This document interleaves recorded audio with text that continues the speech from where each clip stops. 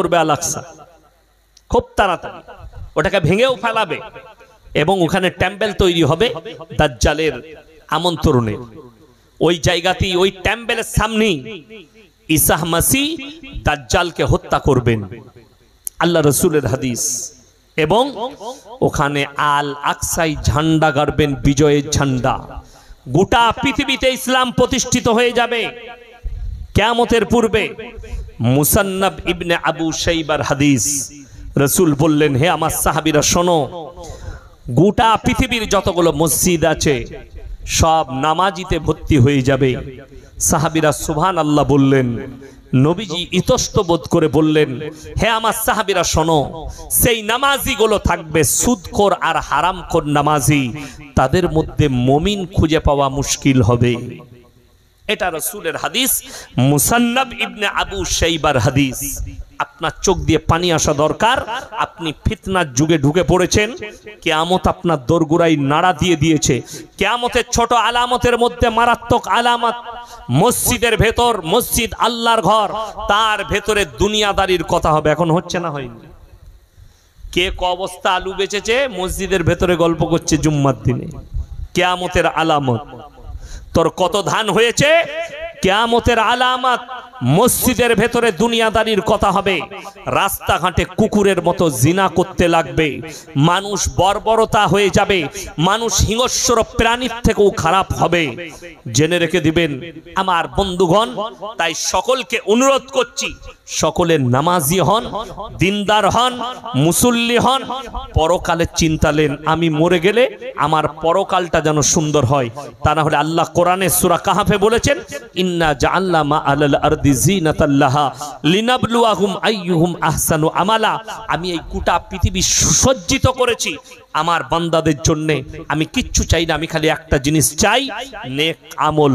কোরআনে অপর জায়গায় আছে, মাল আমিলা সলিহান ফালিনাফসি ওয়া মান আসাআ ফাআলাইহা। যে বা যাহারা ভালো কাজ করবে আমি আল্লাহ তাদেরকে পুরস্কৃত করব, যে এবং যাহারা খারাপ কাজ করবে তাদেরকে আমি তিরস্কার করব। আল্লাহর কাছে মুখ দেখে বিচার হবে না। ইয়াউমা লা তামলিকু নাফসুল লিনাফসিন শাইয়া ওয়াল আমরু ইয়াউমাইদিল লিল্লাহ। সেদিনের মালিক হব আমি, বাদশা হব আমি। আমি যাকে বলবো সে ছাড়া কেউ কোনো কথা বলতে পারবে না।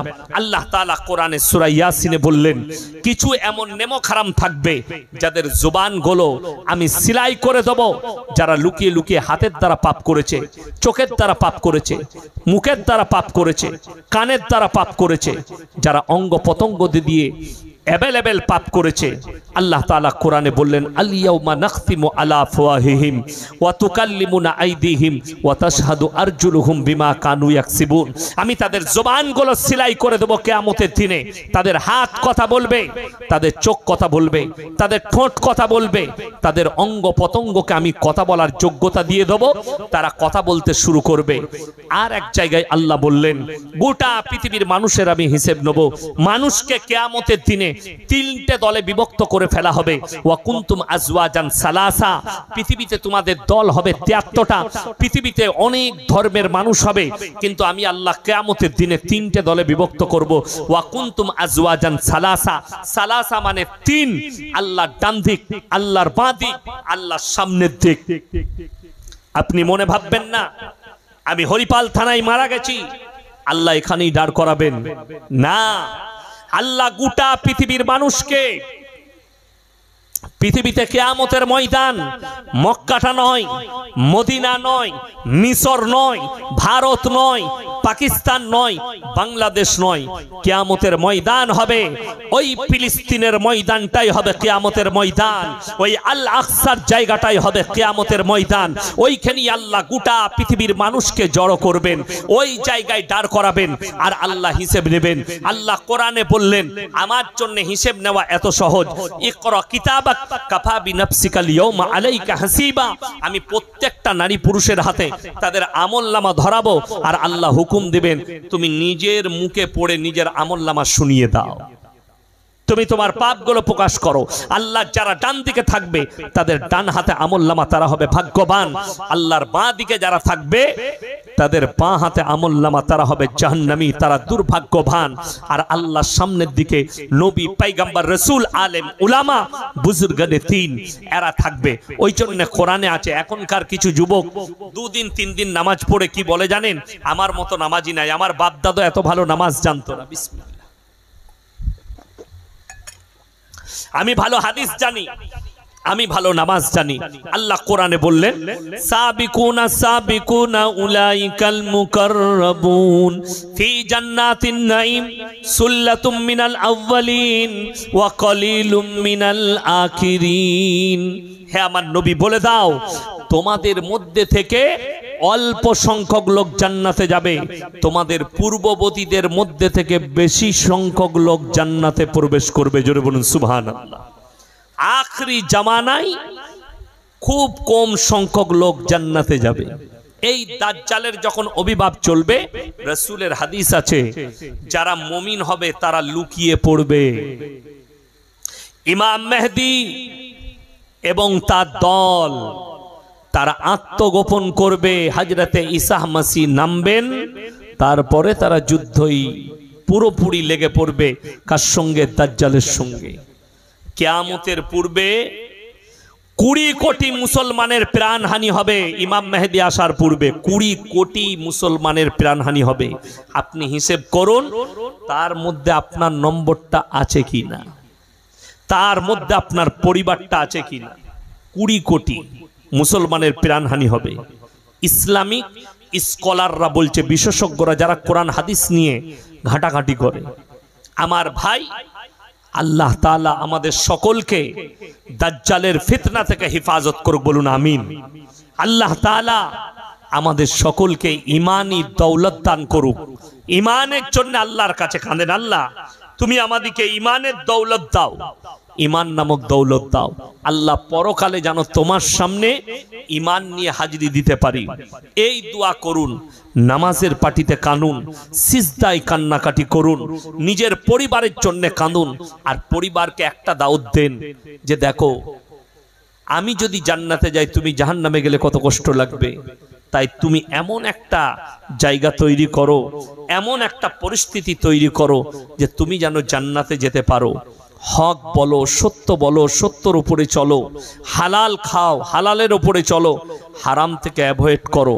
আল্লাহর কসম, দুনিয়াতে যারা ডাকাতি করছে, ফেরতি করছে, চুরি করছে, মিথ্যা কথা বলছে, ধোঁকা দিচ্ছে, প্রতারণা করছে, আল্লাহর কাছে সব পাকড়াও হয়ে যাবে।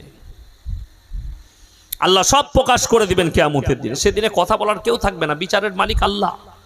ওই জন্যে সবাই হাত তুলে বলুন, আজ থেকে নামাজ কাজা কেউ করবো না। সকলে জোরে বলুন ইনশাআল্লাহ। 5 ওয়াক্তের নামাজ ফরজ, আপনাকে পড়তেই হবে, আপনি যে কোনো হালতে থাকেন।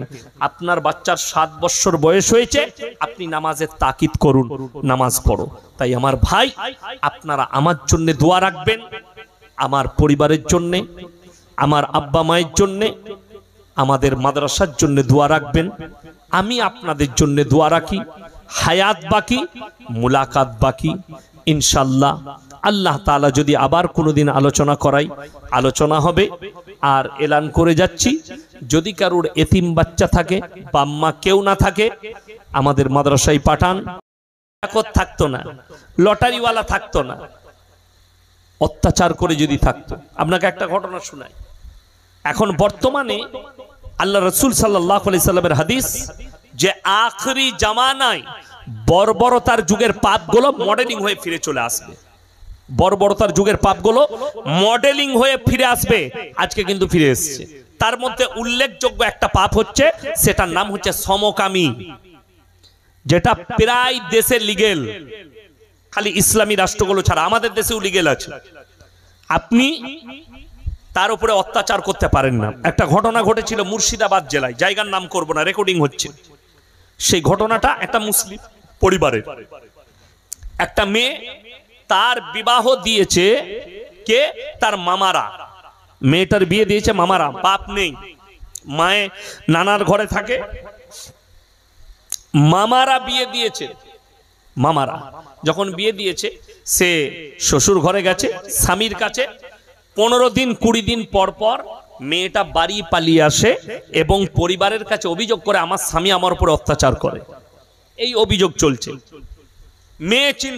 পুরুষ চিন্তা করলো, স্বামী আমি তো আমার স্ত্রীর সঙ্গে ভালো ব্যবহার করি, কোনোদিন খারাপ ব্যবহার করি না, কেন আমার নামে এত অভিযোগ হচ্ছে? আবার মিটমাট করে মামারা বুঝি পাড়িয়ে দিয়ে গেল, শান্তি করে থাকো। ছেলেকে বলে গেল, ছেলে চিন্তা করছে আমি তো কিছুই করি না। আবার 1 মাস পরে চলে গেছে, আমার উপর অত্যাচার করে, টর্চার করে, তার কাছে থাকতে পারবো না, বিভিন্ন স্বামীর জন্য অভিযোগ। এই ছেলেটা বুঝতে পারলো আমি তো কোনো ওর উপর অত্যাচার করি না, টর্চার, অথচ সে আমার কাছে থাকতে চাইছে না। ডাল মে কুচ কালা হ্যায়। সেই গ্রামে এই ছেলের যে বন্ধু ছিল তাদেরকে ফোন করলো, আমার যে বউ পালিয়ে যাচ্ছে বারবার, আমি কিন্তু অত্যাচার করি না, তোমরা খোঁজ রাখো ও মেয়ে সই কোথা, কার কাছে সই। এই ছেলেগুলো বন্ধুগুলো খোঁজ রেখেছে, দেখা গেল রাত্রিতে সে একটা বান্ধবীর কাছে সই, তার বন্ধুর কাছে, মেয়ে ছেলে বন্ধু।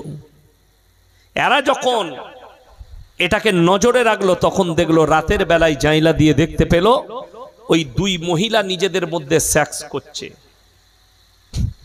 তাদেরকে ধরা হলো, সেই যুবকরা ধরলো এবং তাদের উপরে অত্যাচার করতে গেল। প্রশাসনে এই যুবকদের নামে কেস হয়ে গেল, এরা ভুল করেছে, ওদের উপরে অত্যাচার করতে হতো না। কোনো আলেমকে ডেকে তাদেরকে বশ করিয়ে তাকে দ্বীনি দাওয়াত দিতে হতো। এটাই হচ্ছে এখন লিগেল তরিকা হিন্দুস্তানে। আপনি কার উপর অত্যাচার করতে পারবেন না। কেন লিগেল? আপনি তাকে ইসলামিক কৃষ্টি কালচার দেন, তাকে বুঝান। ধরা পড়ে গেল যখন, তারা পুলিশের কাছে স্বীকার করলো 2টো মেয়ে আমরা সমকামী, একে অপরকে ভালোবাসি, ইয়ে আমার স্বামী, ইয়ে আমার বউ। এই পাপ ছুটে চলে এসেছে। এটা রাসূল সাল্লাল্লাহু আলাইহি সাল্লামের যুগের পাপ নয়, এটা মুসা নবীর যুগের পাপ নয়, এটা ঈসা নবীর যুগের পাপ নয়, এটা ইউসুফ নবীর যুগের পাপ নয়, এটা ইব্রাহিম আলাইহিস সালাতু ওয়াস সালামের যুগের পাপ নয়। এই পাপ হচ্ছে একবারই লূত নবীর কওমের পাপ। আজকে মডেলিং হয়ে ফিরে চলে এসেছে আপনার কাছে, আপনি রুখতে পারছেন না। এবং এই পাপে যুক্ত হচ্ছে কারা বেশি? ওই সমস্ত যুবকরা যারা শিক্ষিত যুবক যুবতী আছে, তারাই বেশি ফেঁসে যাচ্ছে। এখন বর্তমানে মুসলমানের কাছে সব থেকে বড় পাপ ভারতে যেটা ছুটছে, সেটা হচ্ছে লোকের বউকে নিয়ে পালিয়ে গিয়ে ঘর করা।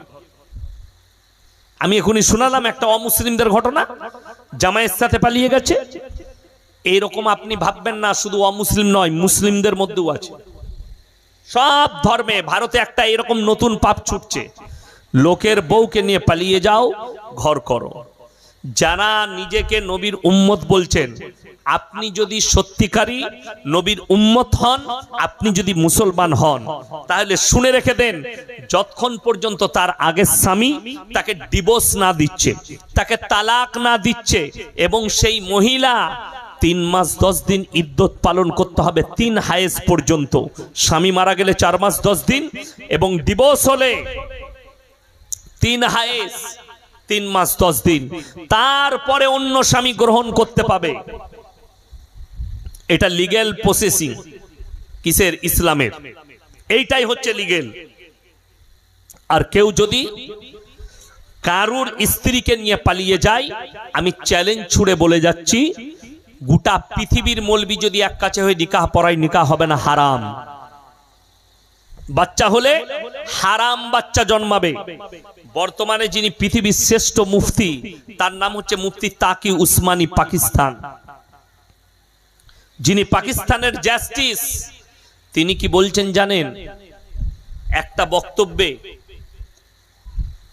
अल्हम्दुलिल्लाह, के आखिरी जमाने में रसूल ने फरमाया पूरे दुनिया में, आलम में हराम औलादों से भर जाएंगे। शुद्ध भारते नय, शुद्ध आपनार आमार मध्य नय, गोटा दुनियाते, बांग्लादेश, पाकिस्तान, आरब, कुवैत, कातार, लेबानन, जर्दान, मिसर, सब জায়গায় হারাম আওলাদে ভরে যাবে। এই হারাম আওলাদগুলো প্রমোট হবে কি করে? নাম্বার 1, লোকের বউকে নিয়ে পালিয়ে গিয়ে শরীয়ত মনে করে এরা কি করবে? বসবাস করবে। এরাই হবে দাজ্জালের সৈন্য। এবং এদের আওলাদ গুলো হবে হারাম আওলাদ, যেহেতু এরা এটাকে লিগেল মনে করবে। নাম্বার 2, আজকে আমি ইয়াসিন জলসা করতে এসেছি, আমাকে যদি ইনি জিজ্ঞেস করেন ভাই আপনার পরিচয় কি, আমি আমার বাপের নাম বলবো না মায়ের? কথা বলেন, বাপের আব্বার নাম বলবো। আমি মওলানা শওকত আলী মাজাহিরির ছেলে। আমি যদি ইনাকে জিজ্ঞেস করি আপনি কে, ইনি ইনার বাপের নাম বলবে না মায়ের? বাপের আব্বার নাম বলবে। যদি কারুর বাবা মারা যায় তাও আমরা কি বলি? আমি মৃত অমুকের ছেলে, বলে না? বলে না? আমি মৃত অমুকের ছেলে। আমার বন্ধুগণ ভালো করে বুঝবেন, খুব সূক্ষ্মভাবে বুঝাচ্ছে। আল্লাহ তাআলা ইনসানের যে পরিচয় ঘটালেন ওটা বাপের দ্বারা, আর জানোয়ারের যে পরিচয় ঘটালেন মায়ের দ্বারা। আপনাদের এখানে ছাগল আছে না নাই? কথা বলে না?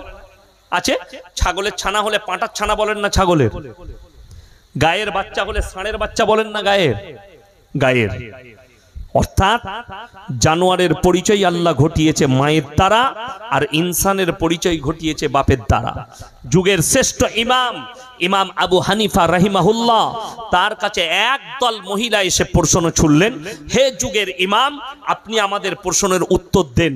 মহিলারা পর্দায় দাঁড়িয়ে, তোমাদের প্রশ্ন কি আছে? একটা পুরুষ শরীয়তে ইসলামে 4টা বিয়ে করতে পাবে, কিন্তু একটা মহিলা কেন 4টা স্বামী রাখতে পাবে না? উনি বললেন, কালকে ফজরের পরে এসো, তোমাদিকে বলবো, চলে যাও। তারা চলে গেল। উনি খুব চিন্তিত। এখন দেখুন, অনেক জনের মনে প্রশ্ন হবে শিক্ষিত লোকদের, ইসলামে হুজুর 4টা বিয়ে কেন জায়েজ হয়েছে? আল্লাহ তাআলা গোটা পৃথিবীর বায়োডাটা কোরআনে ভরে দিয়েছেন। কিয়ামতের সকাল পর্যন্ত কতগুলো পাপ আসবে আর কত রকমের পাপ আসবে, এগুলোকে ট্যাকেল দিবার জন্য কোরআন আর হাদিস রাসূলের সব সময় দাঁড়িয়ে আছে। জোরে বলুন সুবহানাল্লাহ। আমার বন্ধুগণ, আমার ভাই, 4টা বিয়ে। আচ্ছা বলুন তো, আপনি ইমাম নাকি? আচ্ছা আচ্ছা, পাশের হাফেজ সাহেব। দেখুন আমার ভাই, খুব ইমানদারির সঙ্গে বলবেন, 4টা বিয়ে করা ইসলামে জায়েজ আছে, হুকুম আছে? কথা বলেন। হুকুম নেই, জায়েজ আছে। কি আছে? জায়েজ আছে, কিন্তু হুকুম নেই। হুকুম পরিস্থিতির ওপরে তৈরি হবে। হুকুম কিসের ওপরে তৈরি হবে? পরিস্থিতির ওপরে। পরিস্থিতিটা কি কি আপনাকে বলে দিই। লিগ্যাল পরিস্থিতি কি?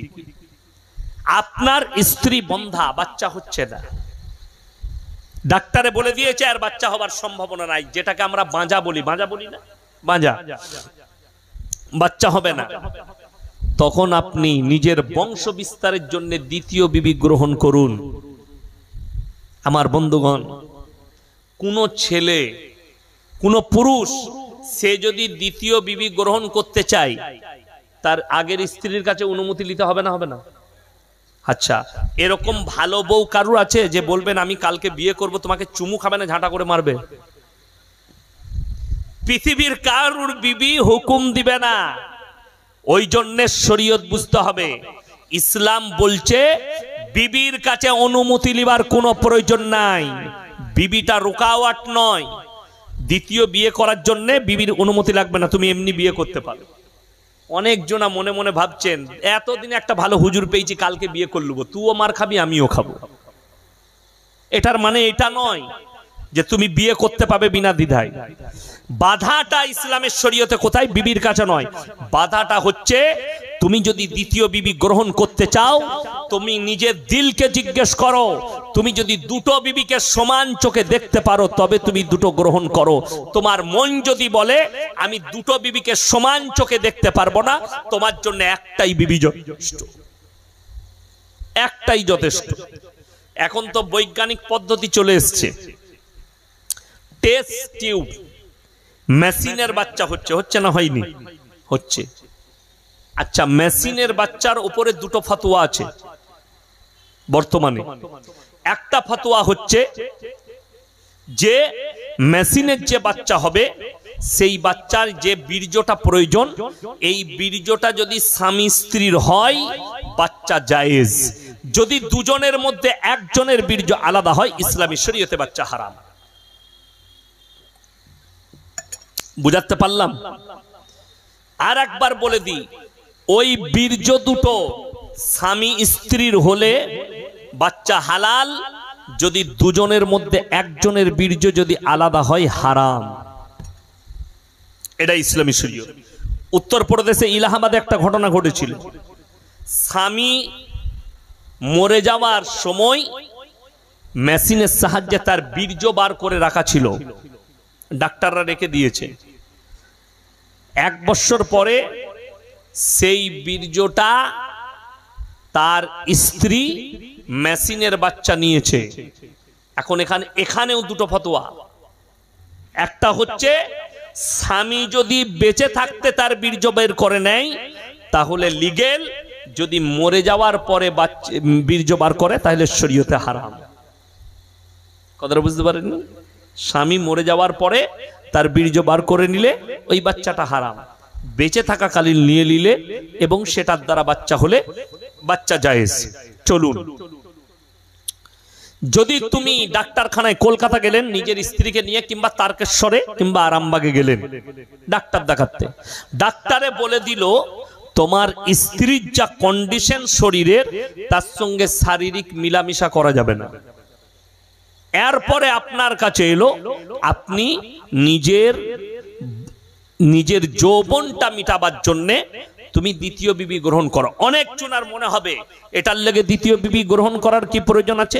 ইমানদারির সঙ্গে বুকে হাত রেখে বলবেন, আপনার যৌন চাহিদা আছে, আপনার স্ত্রীর সঙ্গে আপনি মিলামিশা করতে পারবেন না, তো এই জিনিসটা ভালো যে বিবি ঘরে থাকবে, তার সঙ্গে থাকবেন, আর আপনার যৌবন খিদেটা নাজায়েজ একটা মেয়ের সঙ্গে নাজায়েজ সম্মান করে জিনা করে মিটাবেন, এটা ভালো না একটা লিগেল স্ত্রী রেখে তার সঙ্গে শারীরিক সম্বন্ধটা ভালো?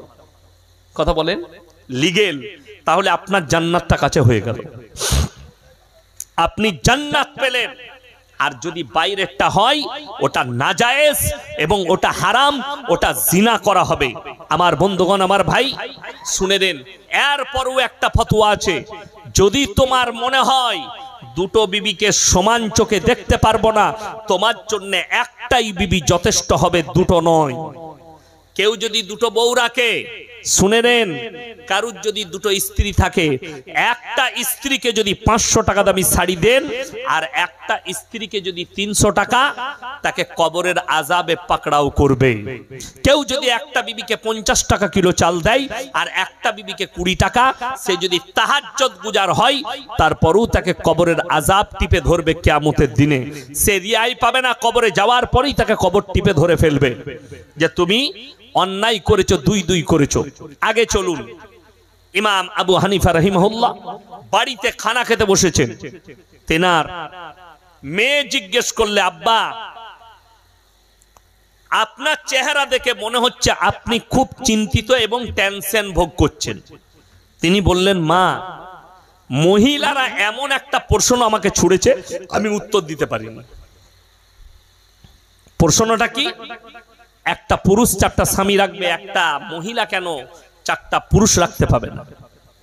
পুরুষ 4টা বউ রাখবে, ইসলামী শরীয়তে রাখতে পারে প্রয়োজনে। এরপর সেই মহিলা ইমাম আবু হানিফার মেয়ে বললে, আব্বু মহিলাগুলোকে সকালে আমার কাছে পাঠান, আমি উত্তর দেবো। পারবে? হ্যাঁ, আমি দেবো। সেই যুগটা টেকনোলজির যুগ ছিল না, সায়েন্সের যুগ ছিল না, খুব ভালো করে বুঝবেন। সকালবেলায় মহিলারা যখন হাজির, ইমাম আবু হানিফা বললেন, তোমরা আমার মেয়ের কাছে যাও, সেই তোমাদের উত্তর দেবে। যখন সেই মহিলারা এসে উপস্থিত হলো, বলে, শোনো, একটা করে রেওয়ায়েতে আছে, কাটোরা ধরালেন, হাতে লাও আর পর্দার আড়ালে যাও আর নিজের স্তন থেকে দুধ বের করে নিয়ে এসো। প্রত্যেকটা মহিলা নিজের স্তন থেকে অল্প করে দুধ বের করে নিয়েছে, একটা বড় ডাব্বার মধ্যে ঢেলে দিলেন, সমস্ত দুধগুলো মিক্স হয়ে গেল। এরপরে ইমামের মেয়ে তিনি বললেন, হে মহিলারা, তোমরা সবাই বেছে বেছে নিজের দুধগুলো বের করে নাও। সব মহিলারা বলে, তুমি পাগল হয়ে গেছো, এই দুধগুলো মিক্স হয়ে গেছে, এগুলো আর বের করা যাবে না, তোমার ব্রেন ঠিক আছে? সে বলল, আমি পাগল নয়, তোমরা পাগল। শুনে নাও, একটা ছাগল যদি মাঠে যায়, 5টা পাঁঠা মিলামিশা করতে পারে। কার বীর্য থেকে বাচ্চা হয়েছে এটা আল্লাহ ছাড়া কেউ জানে না। একটা গাই যদি মাঠে যায় 5টা ষাঁড় মিলামিশা করবে, কার বীর্য থেকে বাচ্চা হয়েছে আল্লাহ ছাড়া কেউ জানে না।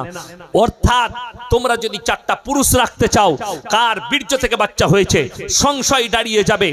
এবং আল্লাহ তাআলা জানোয়ারের পরিচয় ঘটিয়েছে মায়ের দ্বারা, আর পুরুষের পরিচয় মানুষের পরিচয় ঘটিয়েছে বাপের দ্বারা। অর্থাৎ তোমাদের মধ্যে আর জানোয়ারের মধ্যে কোনো ফারাক থাকবে না।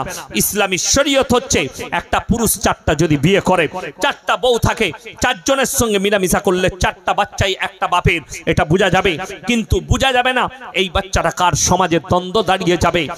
এখন বর্তমানে যাদের কাছে বড় মোবাইল আছে, সার্চ করুন, গুগলে সার্চ করুন, America, London, Britain, Japan, German, উত্তর কোরিয়া, দক্ষিণ কোরিয়া, চাইনা, ব্রাজিল, অস্ট্রেলিয়া, স্পেন, যতগুলো বেঈমান কাফের দেশ আছে তারা তাদের পার্লামেন্টে পাস করিয়ে ফেলেছে। এর পর থেকে যে বাচ্চারা বাঁচবে তারা যদি ইচ্ছা করে নিজের মায়ের পরিচয়ও বাঁচতে পারবে। আজ থেকে 3 মাস আগের ঘটনা, ফেসবুকে একজন বড় ফুটবলার, দামি ফুটবলার, যদিও তার নাম উল্লেখ করব না, বড় ক্লাবে খেলে, কয়েকশো কোটি টাকা পায় বছরে। তার গার্লফ্রেন্ড, বউ নয় গার্লফ্রেন্ড, সে ফেসবুকে পোস্ট করেছে নিজের পেটের ছবি দিয়ে, আমি গর্ভবতী, প্রেগনেন্ট। এই ফুটবলার তখন পোস্ট করছে, বেটা হলে এই নাম রাখবো, মেয়ে হলে এই নাম রাখবো। সেই মেয়েটা আবার দ্বিতীয়বার পোস্ট করছে, আমার পেটে যে বাচ্চা আছে এটা তোমার নয়, তোমার সাথে ঝগড়া হবার পরে আমি অন্য পুরুষের সঙ্গে মিলামিশা করেছি, বাচ্চাটা তার। জোরে বলুন নাউজুবিল্লাহ। এদের বিয়ের প্রয়োজন পড়বে না, এরা বয়ফ্রেন্ডের দ্বারা বাচ্চা নিবে, আর এদের বাপের পরিচয় লাগবে না, মায়ের পরিচয়ে বাঁচবে। অর্থাৎ এদের মধ্যে আর জানোয়ারের মধ্যে কোনো ফারাক থাকবে না। এরা জিনা করবে, জিনাটাকে লিগেল মনে করবে। আমার বন্ধুগণ, আমার ভাই, অথচ কোরআন 1400 বছর আগে বলে দিয়েছে, ওয়ালা তাকরাবুজ জিনা ইন্নাহু কানা ফাহিশা ওয়া সাআ সাবিলা।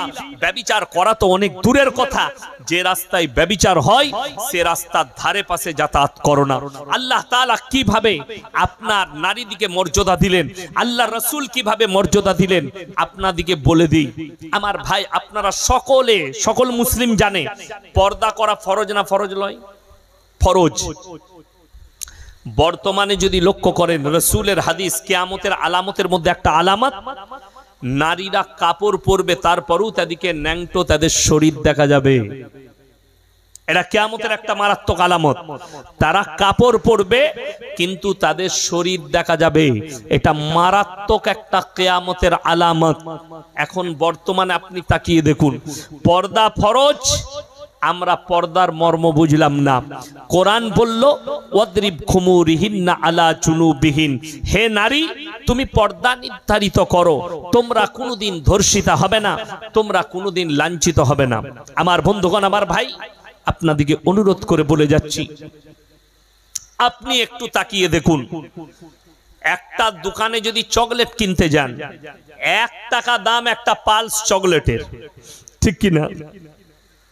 আচ্ছা বলুন তো, চকলেটটা প্লেটে বিক্রি করে খুলে না প্যাকেটের মধ্যে? কথা বলেন। প্যাকেটে। একটা 1 টাকা দামি চকলেট সেটা প্যাকেটের মধ্যে বিক্রি হয় কেন? যদি প্লেটে রাখা হয়, এইভাবে প্লেটে যদি কেউ খুলে বিক্রি করে, আপনি বলবেন ধুলো পড়েছে, মাছি বসেছে, এই চকলেট খাবো না, আপনার পেটের ক্ষতি হবে, আপনার মন মানবে না। হে আমার মুসলমান ভাই, তুমি 1 টাকা চকলেটের মূল্য বুঝলে, তোমার বিবির মূল্য বুঝলে না, তোমার বিবির ইজ্জতের মূল্য বুঝতে পারলে না, তোমার মায়ের ইজ্জতের মূল্য বুঝলে না, তোমার বিটির ইজ্জতের মূল্য বুঝলে না, তোমার বোনের ইজ্জতের মূল্য বুঝলে না। হাদিসে আছে, একদল মহিলা শুধু তারা একা জাহান্নামে যাবে না, তার ভাইকে নিয়ে যাবে, তার বাপকে নিয়ে যাবে, তার স্বামীকে নিয়ে যাবে। আমার ভাই, খুব ভালো করে বুঝবেন, আপনার মেয়ে বেপরদায় আছে, আপনি জাহান্নামে যাবেন যদি তাকে দাওয়াত না দেন। আপনাকে দাওয়াত দিতে হবে। ওয়াদরিব খুমুরিহিন্না আলা জুনুবিহিন, নারী তুমি পর্দা নির্ধারিত করো, আপনি যে মহিলা বেপর্দা আছে তাকে জিজ্ঞেস করুন যে বাজারে যদি একটা কলা কেউ ছিলে বিক্রি করে তুমি কি সেই কলা কিনবে?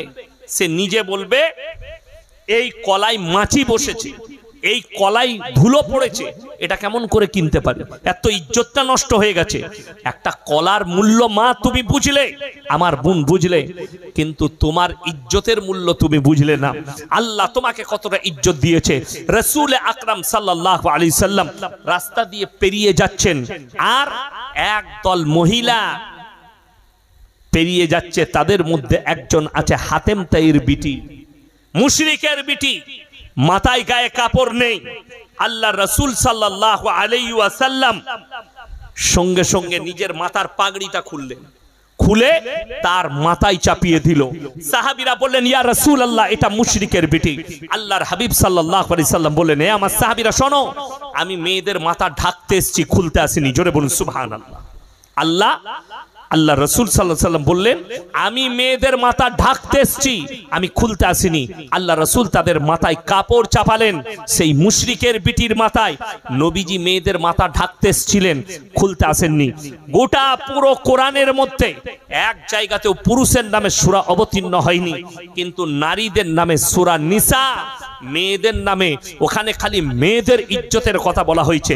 ইয়া আইয়ুহান নাসু তাকু রাব্বাকুমুল্লাযী খালাকাকুম মিন নাফসিন ওয়াহিদাতিন ওয়া খালাকা মিনহা যাওজাহা ওয়া বাসসা মিনহুমা রিজালান কাসীরান ওয়া নিসা ওয়াত্তাকুল্লাহাল্লাযী তাসাআলুনা বিহি ওয়াল আরহাম ইন্নাল্লাহা কানা আলাইকুম রাকীবা। হে আমার নবী, আমি একজন নারী এবং একজন পুরুষের দ্বারা অগুন্তি নারী পুরুষ পাঠিয়েছি, তোমরা তোমাদের আত্মীয়তা সম্পর্কে সচেতন হও। এটা মহিলাদিকে বলা হলো।